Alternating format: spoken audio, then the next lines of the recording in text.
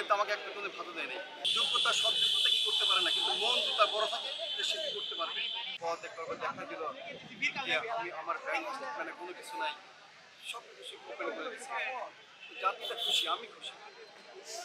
প্রত্যেকটা নেতা যদি এরকম কাজ করতো তাহলে আমার মনে হয় দেশের প্রত্যেকটা মানুষ কি হতো, খুশি হতো। এবং তাদের এটাই আশা যে যার নেতৃত্ব দেবে তারা সততা থাকবে, তারা দেশে গড়বে।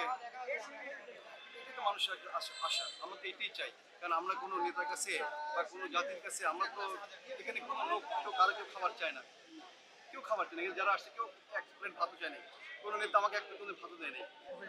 আমরা চাই হলো কি যে সবাই সুন্দরভাবে মানে বসবাস করুক, সুন্দরভাবে সমাজটা গড়ুক, সুদ ঘুষ দুর্নীতি থেকে মানুষ মুক্তি হোক। আজকে মানুষ কোটি কোটি ব্যাংক ব্যালেন্স করছে, একটা মানুষের কতটুকু প্রয়োজন, একটা মানুষের কতটুকু প্রয়োজন, সামান্য প্রয়োজন। এইটা সমাজে ভাগযোগ করে খেতে পারে, এটাই শান্তি।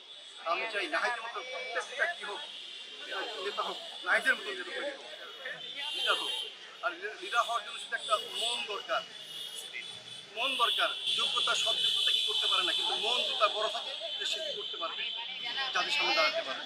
তার চেহারা দেখবে না কেউ, তার ড্রেস দেখবে না, তার পোশাক দেখবে না, তার বংশ দেখবে না, কিছুই দেখবে না।